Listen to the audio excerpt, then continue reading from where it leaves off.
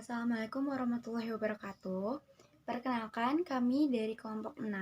Di sini kami akan mempresentasikan tentang Indeks Pembangunan Manusia atau yang disebut juga dengan Human Development Index. Nah, di sini kami akan membahas tentang definisi, lalu ada indikator atau komponen, ada data-data tentang Indeks Pembangunan Manusia di Indonesia, perbandingan negara Norwegia dengan negara Indonesia dalam indeks pembangunan manusianya, dan yang terakhir ada upaya yang dilakukan oleh pemerintah dan juga individu. Nah, siapa saja anggota-anggota dari kelompok kami? Berikut ya, ini. Assalamualaikum warahmatullahi wabarakatuh. Saya Muhammad Febrian Samunajat dari kelompok 6 ingin menjelaskan definisi Indeks Pembangunan Manusia IPM. IPM itu adalah merupakan indikator menilai aspek kualitas dari pembangunan dan untuk mengklarifikasikan apakah sebuah negara termasuk negara maju, negara berkembang, atau negara terbelakang, dan juga untuk mengukur pengaruh dan kebijakan ekonomi terhadap kualitas hidup. Nah, diukur dari perbandingan dari harapan hidup, perbandingan dan standar hidup untuk semua negara. Oke, sekian dan terima kasih. Assalamualaikum warahmatullahi wabarakatuh. Perkenalkan, nama saya Deandi dari kelompok 6. Saya akan menjelaskan komponen atau indikator IPM. IPM memiliki 3 komponen, yaitu angka harapan hidup, tingkat pendidikan, dan tingkat kehidupan layak. Yang pertama adalah angka harapan hidup. Dengan pertimbangan ketersediaan data secara global, dipilih indikator angka harapan hidup waktu lahir yang bisa dinotasikan dengan IO. Ada 3 macam data yang dapat digunakan, yaitu sensus penduduk, survei penduduk antar sensus, dan survei sosial ekonomi nasional. Periodisasi SP dan SUPAS adalah 10 tahunan, sedangkan periodisasi adalah per tahun. Yang kedua adalah tingkat pendidikan. Dengan pertimbangan ketersediaan data, pengetahuan diukur dengan 2 indikator, yaitu angka melek huruf dan rata-rata lama sekolah. Sebagai catatan UNDP dalam publikasi tahunan HDR sejak tahun 1995, mengganti rata-rata lama sekolah dengan partisipasi sekolah dasar, menengah, dan tinggi. Indikator angka melek huruf dapat diperoleh dari variabel kemampuan membaca dan menulis.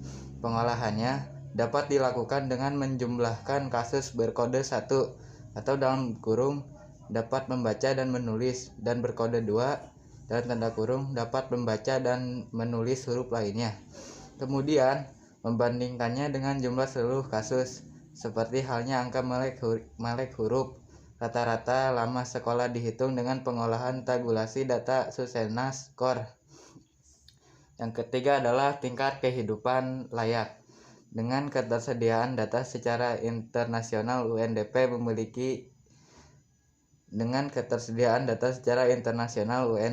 memilih GDP per kapita real yang telah disesuaikan, atau dalam kurung adjusted real GDP per kapita. Sebagai indikator standar hidup layak, digunakan konsumsi per kapita real yang telah disesuaikan untuk keperluan yang sama. Sumber data yang digunakan adalah Susenas atau dalam kurung Core dan Modul. Sekian dari saya, terima kasih. Saya di sini akan menjelaskan data IPM di Indonesia. Badan Statistik BPS mencatat Indeks Pembangunan Manusia IPM di Indonesia meningkat 72,29 pada tahun 2021. Angka itu meningkat 0,49% dibandingkan pencapaian tahun sebelumnya yang sebesar 71,94 juta. Peningkatan IPM seiring perbaikan kinerja ekonomi yang berpengaruh positif terhadap indikator konsumsi real per kapita yang disesuaikan. Selama periode 2010 hingga 2021, IPM Indonesia menunjukkan tren meningkat hingga rata-rata 0,76% per tahun. Secara rinci, peningkatan IPM pada tahun ini terjadi di semua dimensi. Dimensi hidup yang layak diukur berdasarkan rata-rata pengeluaran real per kapita per tahun meningkat hingga 1,30% menjadi 11,15 juta pada tahun 2021. Dari dimensi pendidikan, harapan lama sekolah HLS penduduk berusia 7 tahun meningkat 0,77% menjadi 13,8 tahun pada 2021. Sementara rata-rata lama sekolah penduduk umur 25 tahun ke atas meningkat 0,7% menjadi 8,54 tahun.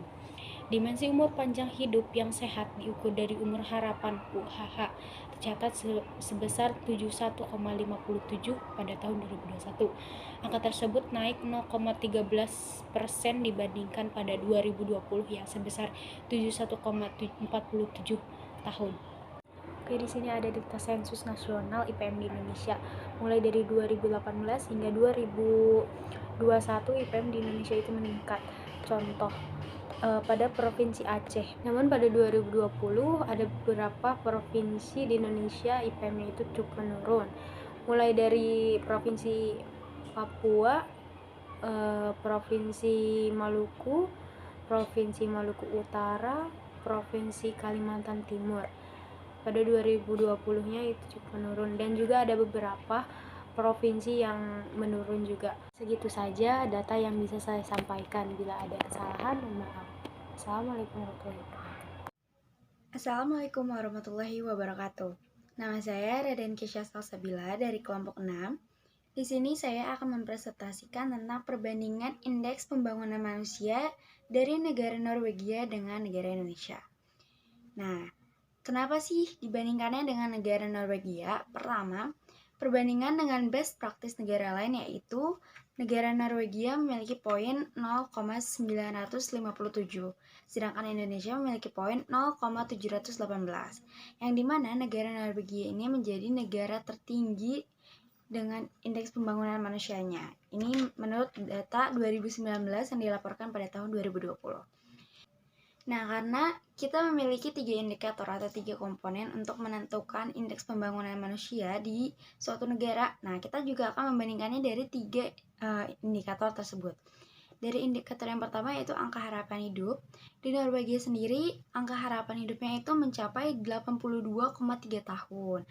Nah, Norwegia ini menjadi negara nomor 2 setelah Jepang, yaitu Jepang memiliki 84 tahun.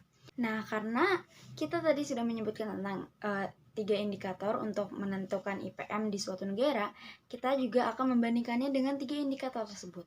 Yang pertama, angka harapan hidup. Nah, di Norwegia sendiri itu memiliki angka harapan hidup 82,3 tahun. Sedangkan di Indonesia, angka harapan hidupnya hanyalah 71 tahun ya. Di Indonesia ini peringkat nomor 117, dalam angka harapan hidup, sedangkan Norwegia berada di peringkat nomor 2. Nah, selain itu, semua pengeluaran medis untuk anak di bawah 16 tahun ditanggung oleh negara. Sementara di atas 16 tahun, seorang warga negara Norwegia memiliki maksimal pengeluaran medis sebanyak 20.000 krona atau kurang lebih 3 juta rupiah. Nah, itu per tahun ya. Di atas itu hampir seluruh pengeluaran medis ditanggung oleh negara. Nah, berbeda sekali dengan Indonesia, yang dimana Indonesia masih sangat kekurangan tenaga medis, masih biaya kesehatan medis juga, biaya medis juga masih harus ditanggung oleh sendiri. Namun Indonesia sekarang sudah mulai berkembang ya dengan adanya BPJS, jadi kita sudah mulai dibantu untuk mereka-mereka yang kurang mampu. Nah, di sini juga ada grafiknya, di mana Norwegia ini, di sini ada grafiknya teman-teman, nggak kelihatan ya di sini. Di sini Norwegia menjadi negara nomor 2 ya di dalam grafiknya, setelah United States atau Amerika Serikat.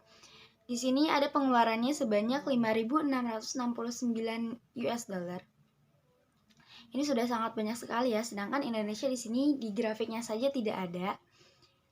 Dari mulai indikator yang pertama saja sudah berbeda ya antara Norwegia dengan Indonesia. Lalu ada indikator yang kedua yaitu pendidikan atau angka melek huruf.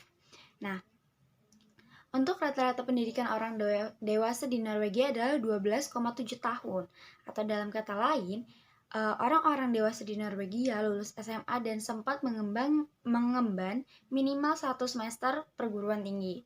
Nah, jadi kalau di Norwegia ini semuanya rata-rata, enggak semuanya, rata-rata, mohon maaf, rata-rata orang-orang dewasa di Norwegia ini lulus SMA ya. Sedangkan kalau di Indonesia, hanya memiliki rata-rata 7,9 tahun, yang artinya orang dewasa di Indonesia tidak lulus SMP, teman-teman. Nah, ini sangat berbeda ya dari mulai yang orang dewasa yang sekarang pada saat ini sudah dewasa. Nah, bagaimana dengan yang anak-anaknya? Kalau di Norwegia, angka harapan tahun sekolahnya itu yaitu sebanyak 17,7 tahun. Yang artinya, anak-anak di Norwegia sekarang diperkirakan akan menempuh pendidikan sampai jenjang S2 ya. Sedangkan di Indonesia hanya 12,9 tahun, yaitu diperkirakan akan lulus SMA. Nah, ini udah mulai meningkat di Indonesia, tapi tetap berbeda jauh dengan di Norwegia, yang di mana di Norwegia sampai ke S2 ya, sedangkan kalau kita baru sampai lulus SMA. Nah, itu dia indikator yang kedua. Nah, sekarang kita akan membandingkan di indikator yang ketiga, yaitu perbandingan tingkat kehidupan layak. Nah, dana abadi pemerintah Norwegia, GPFG atau Government Pension Fund Global, adalah dana abadi negara terbesar di dunia dengan nilai aset lebih dari 1 triliun dolar. Yang berarti dana abadi ini kurang lebih sama besarnya dengan ekonomi seluruh Indonesia. Nah, teman-teman, ini hanya dana asetnya ya, atau dana yang diinvestasikan oleh negara Norwegia sebanyak 1 triliun dolar. Ini dana yang hanya diinvestasikan itu mencakup besarnya dengan seluruh ekonomi yang ada di Indonesia. Jadi sangat terlihat jauh ya perbandingan dengan negara Indonesia dalam tingkat kehidupan layaknya ya. Ini dalam bagian dana dalam pemerintahan. Nah, GPFG secara konsisten membagi hasil ke negara lebih dari 200 miliar crown atau sekitar 20 miliar dolar atau sekitar 300 triliun rupiah, alias imbal balik atau dividend yield 2%. Ini berarti tiap tahunnya secara rata-rata setiap penduduk Norwegia, total ada 5,3 juta penduduk ya di Norwegia, mendapatkan manfaat tidak langsung minimal 4.000 dolar atau 60 juta rupiah dari bunga dan dividen tahunan GPFG yang dirasakan lewat program-program pemerintah. Nah, jadi aset yang tadi 1 triliun ini kan ada bunganya ya teman-teman, dan bunganya ini terus naik konsisten 2% setiap tahunnya. Dan bunganya ini dibagikan ke masyarakatnya yang sebanyak 5,3 juta ini, sehingga setiap masyarakatnya ini mendapatkan 60 juta rupiah dari program-program pemerintah yang ada. Wah, ini keren banget ya. Sedangkan di Indonesia sendiri, jangankan untuk membagikan dana bunga dari asetnya ya, Indonesia sendiri aja masih banyak pengangguran, masih banyak orang-orang yang tidak memiliki pekerjaan, banyak yang tidak memiliki kehidupan layak, sehingga jauh sekali dengan keadaan yang ada di Norwegia. Nah, di sini pula ada datanya JNI PPP per kapita, yaitu pendapatan per kapita tiap negaranya. Dan di sini Norwegia ada di urutan ke-8. Di sini ada, tidak terlihat lagi teman-teman. Di sini ada data bahwa di pendapatan per kapita tiap negaranya. Dan ini yang masuk rata-rata adalah negara penghasil minyak, yang dimana Norwegia sendiri merupakan negara yang masuk ke dalam 5 negara terkaya di dunia. Itu luar biasa sekali ya teman-teman. Sedangkan Indonesia kembali lagi tidak ada di dalam datanya, entah ada di ranking berapa. Nah, di sini juga ada rincian tentang pendapatan yang ada di Norwegia. Nah, itu dia yang dapat saya sampaikan. Mohon maaf bila ada kesalahan kata atau kesalahan data yang saya berikan. Terima kasih telah mendengarkan. Wassalamualaikum warahmatullahi wabarakatuh. Saya di sini ingin menjelaskan tentang upaya pemerintah dalam indeks pembangunan manusia. Yang pertama, penguatan neraca perdagangan. Pemerintah akan meningkatkan ekspor melalui pengembangan hortikultura, orientasi ekspor, dan percepatan perundingan internasional. Pemerintah juga mengurangi ketergantungan impor melalui sinergi BUMN. Yang kedua, penguatan permintaan domestik. Pemerintah meningkatkan konsumsi masyarakat melalui kebijakan kredit usaha rakyat atau bisa disebut juga KUR, penerapan kartu prakerja, dan kemudahan sertifikasi halal untuk usaha mikro dan kecil atau bisa disebut juga UMK. 3. Halal untuk usaha mikro dan kecil atau bisa disebut juga UMK. 3. Transformasi struktural. Pemerintah melakukan revitalisasi industri pengolahan, transformasi sektor jasa, transformasi pertanian, pembangunan infrastruktur berkelanjutan, dan hilirisasi pertambangan. Upaya individu dalam indeks pembangunan manusia. 1. Bidang kesehatan, mengatur pola hidup rajin, memeriksakan kesehatan, segera berobat jika terdapat gejala penyakit, menghindari rokok, obat-obatan terlarang, dan minum-minuman keras, bisa juga dengan mengikuti program BPJS.